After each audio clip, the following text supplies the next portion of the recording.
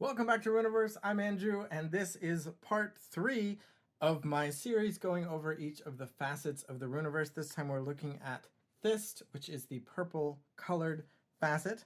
And here I have 3 mages representing the 12 basic mages in Thyst, and each of them with a different one of the 3 focus traits for the facet. So here we have Ty showing off the storm focus here. We have Zedward with creativity, and Mary, who has chaos. So again, each of those 3 focus traits is going to have loose mechanical connections to some mechanic in the facet, but there's not necessarily a direct correlation between the traits and the mechanics, but we'll see that there is some correlation sometimes and sometimes not. So let's just get started. So I'm actually starting with not one of the traits this time, and we're actually just going to say one thing to keep in mind again about all of the facets is that they tend to have relationships with the facets or colors adjacent to them. In this case, the adjacent facets being ruby, red, and saph, blue, with purple right in between those two. So the first couple of cards I just want to look at are just basically Thyst getting along with saph, the blue color. So we've got a little bit of spell synergies. Saph likes spells, although Thyst is going to come in and say, oh, here, you know what, you want to play spells, let's do it with a little bit of synergy, and then that's the name of this ability here. The triggered ability on Spell Sprite is Synergy. After my mage evokes a spell, it gets a Vim, so it just gets tougher to kill every time you evoke a spell, or the first time each turn rather. So it's just Thyst playing well with saph, and then here we have Recharge, which is a spell. And this is actually a slightly weird card because if you know a lot about Rüniverse, you know that mages can assist each other. For example, you can discard a mage card from your hand in order to provide 3 power of the mage whose phase it currently is, which functionally is basically the same thing as untasking the mage, because that's the thing that you would most usually task a mage for, is for power. So this card may as well be a mage card, and since you have a fixed number of mages in your deck, it's almost like this card is just flooding you. But it does have some synergies. For example, it is a spell rather than a mage, so you would get a spell sprite trigger out of that off of synergy. And there are other ways to use it, such as with Battle Mage, which does show up a little bit in Ruby. So you could rather, instead of tasking your mage for power, again, you could recharge your mage in order to attack with them again if they are a Battle Mage. So in some ways, this is just Thyst being weird, saying, oh, this card is functionally mostly the same as just another copy of a mage, except it doesn't have a gift, but there's just other weird things you can do with it. So similar to Quam, which was the first facet I covered in the series, this is the kind of the other color that is just kind of like, we do weird stuff sometimes. Next up, we're going to talk about creativity, and this is the biggest stack of cards for the category for this here. Creativity is the trait that mechanically lines up to the mechanic seen a lot in this of dreaming. So this is the facet that can really mechanically play around with dreaming and letting your mage dream more cards. It's definitely a core mechanism of the game, and I would not be surprised to see other facets being able to play around in this space in the future. But at least to start out, Thyst is the one who's really doing the most of this kind of thing. And here you see Ty is back already. This is one of the mages we just looked at. But this time, instead of looking at her Storm focus, we're going to look at the Thyst gift. And of course, the Thyst gift, there's one for the Storm mage, there's one Thyst gift on a creativity mage, and there's one Thyst gift on a chaos mage. But she just happens to be the Storm mage here. Thyst gift, refresh one of your expended dream counters. So as you know, each mage can dream once per game, and you will then expend your dream counter for that particular mage.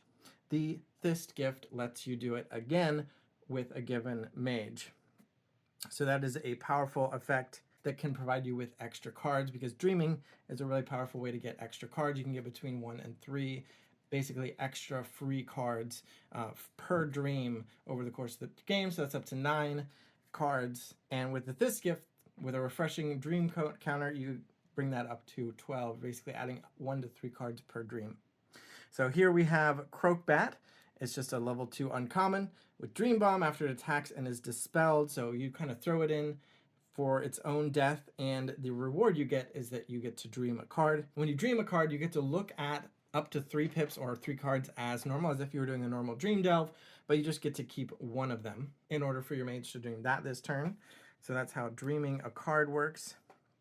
Here we've got Egg of Ineffable Creativity, another way to dream a card. It's just a level 0. When it's evoked, you just dream a card. It's just to replace itself right away, just so you don't know what it's going to be out of your dream deck. Here we've got a wonky rare, the Eldritch Brain, level 2.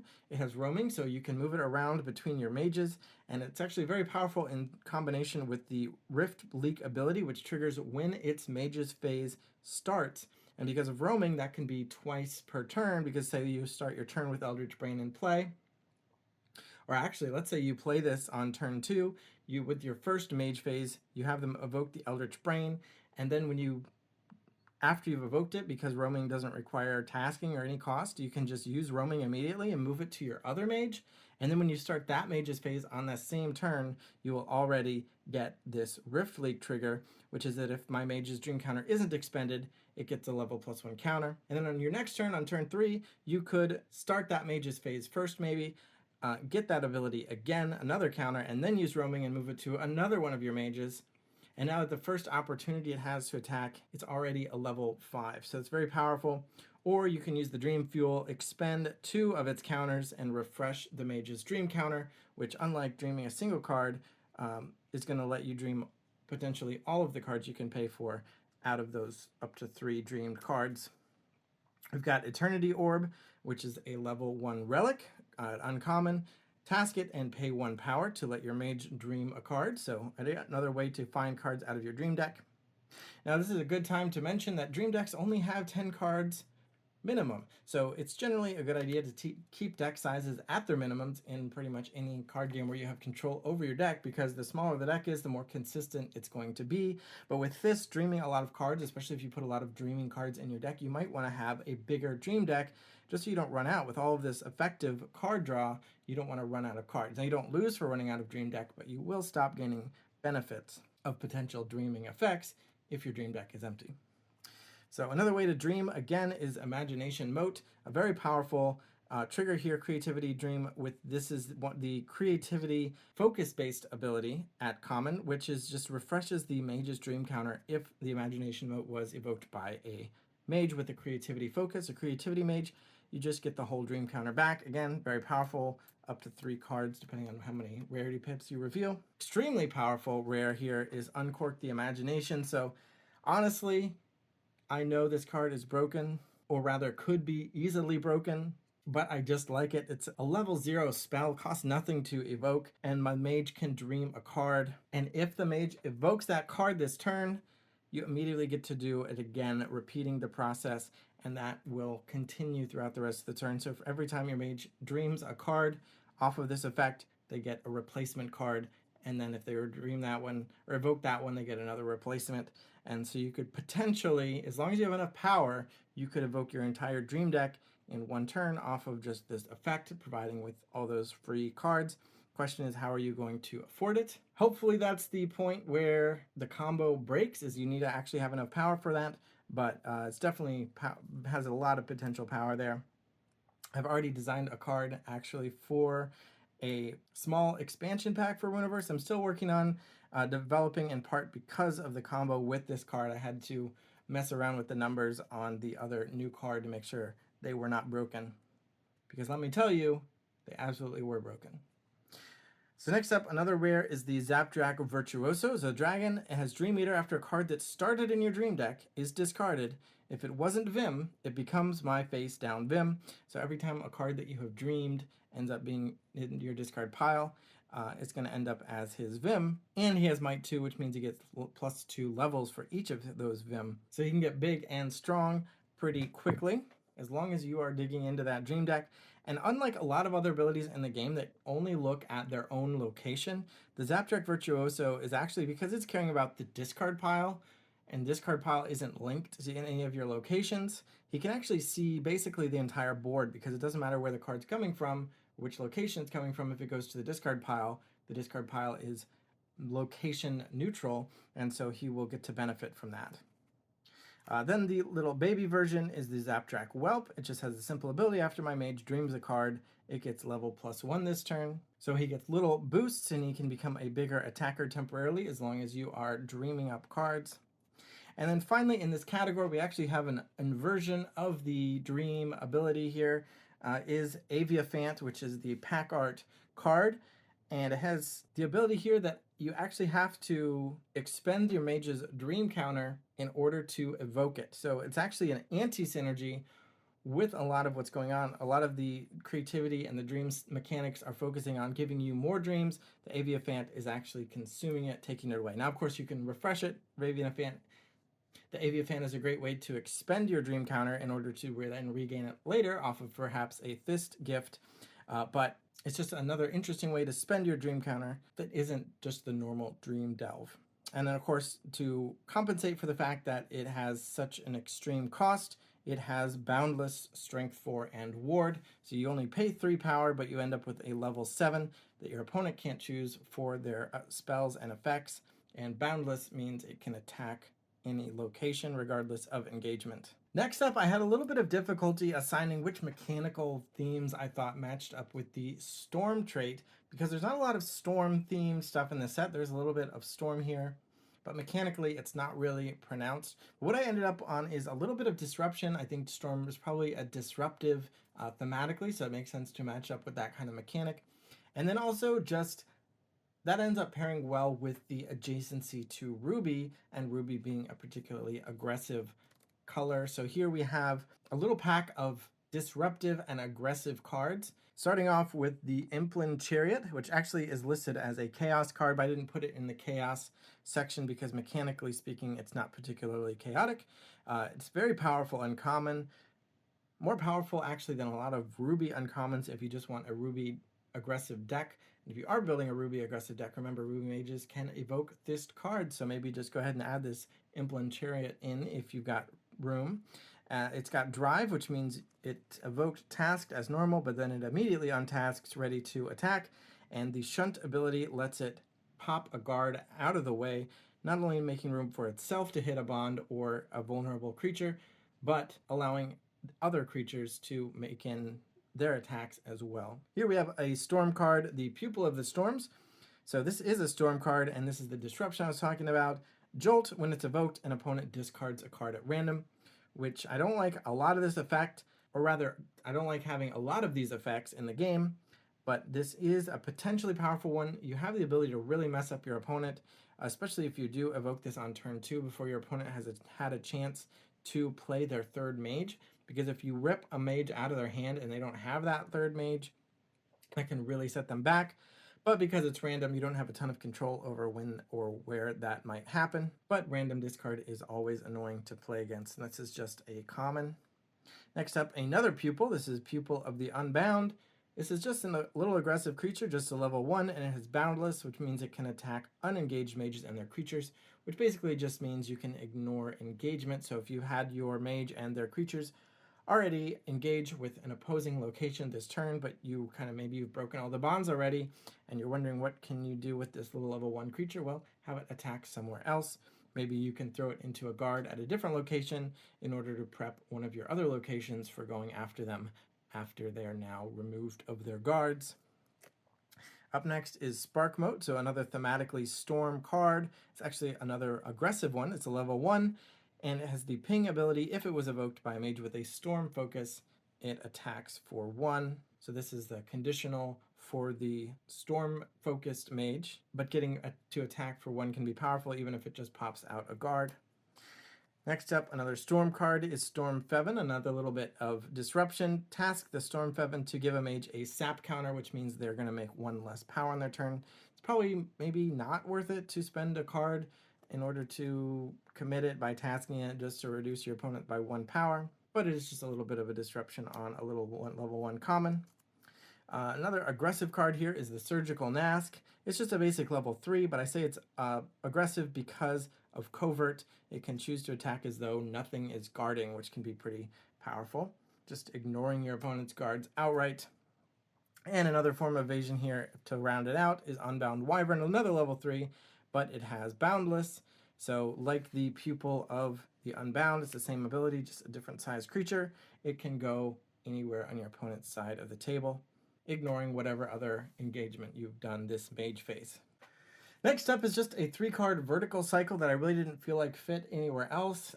Suppose they're somewhat aggressive, but this is a mechanical representation of the fact that Thyst is not as good at having big creatures as some of the other colors, especially Emery. So for example, here we have the common Ghastling, which is at level 1, and it has the Phantasmal ability, which gives it level +1, which sounds a lot like Suiform Sprout from Emery, which just straight up has strength and is a level 2 functionally for the cost of 1.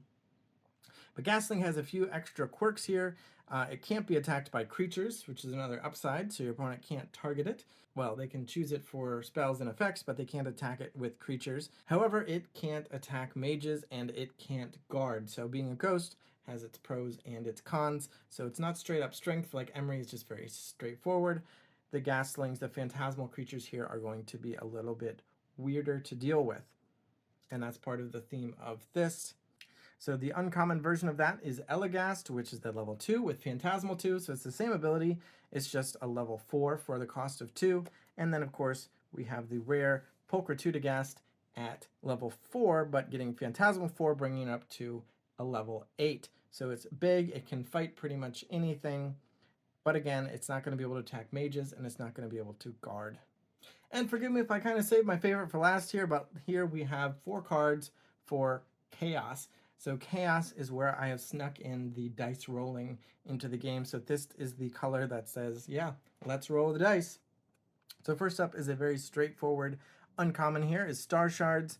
Roll a d6, meaning a 6-sided die, and distribute that many level +1 counters among this mage's creatures. So you kind of get to surprise yourself and your opponent at the same time. How big are your creatures going to get? You can definitely take some small creatures that you played early, like the maybe the Elagast or the Pupil of the Unbound, or the Implin Chariot, or even an Egg of Ineffable Creativity, and turn them into formidable attackers. But how formidable depends on the die roll. So I'd love to see more dice rolling in sets in the future, especially cards that let you manipulate the dice rolls, let you re-roll, maybe just give you a bonus every time you roll a die. But for now, we're just straight up rolling the dice. Next up, we have the common that cares about the mage's focus that evoked it, and it just straight up attacks for 1, which is an Ether Spike, but with a rarity pip, which would be a strict downgrade, especially since you can only play this card in Thyst. But if it's evoked by a mage with a Chaos focus, you can choose to, instead of attacking for 1, roll a d6 and let's see what you get.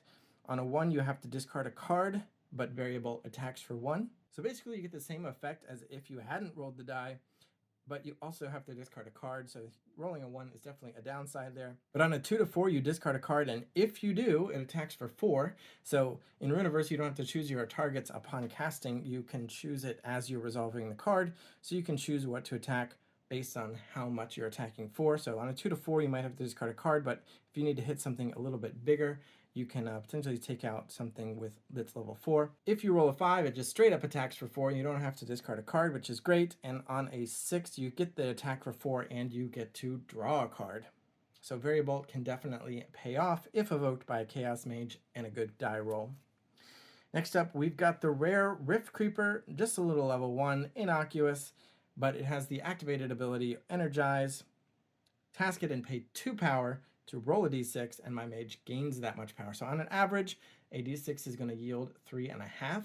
Obviously, you're never actually going to roll a 3.5, but 3 or 4 is more than 2. So on average, you're going to get 1 or 2 free power off of this, which is a nice little bonus. On maybe you evoke this on turn 1, and then you use it on you spend your mage's 2 power to use this on turn 2, and maybe you get 3 power and can play something a little bit early. Maybe you get 4 or 5 or 6 power, and you can really ramp out fast. But it's definitely a risky move because you could roll a 1 and you actually end up spending this card and losing power. And finally, the last card, but also a very Thyst card. So perfect way to round out this close-up look at Thyst. The purple facet is Thyst Blade, the level 3 relic. Maybe this is the most unique and or exciting relic in the game so far, but it has the activated ability Wield the Chaos, Task Me, and discard a card. So it's a steep entry fee here. You have to discard a card to use it. Hopefully it's going to pay you back. You're going to roll a d6 and choose the indicated effect or a lesser one. So if you hit a result you don't care for, you can choose a lower result.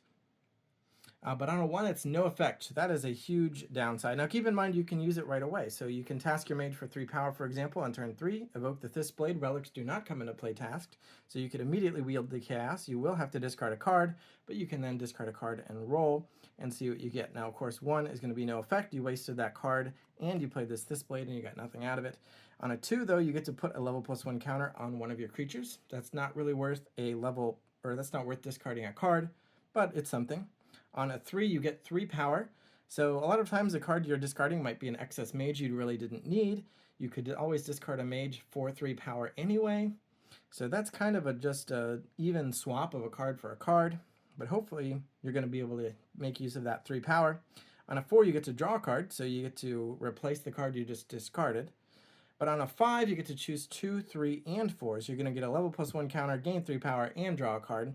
So that can really enhance things for you.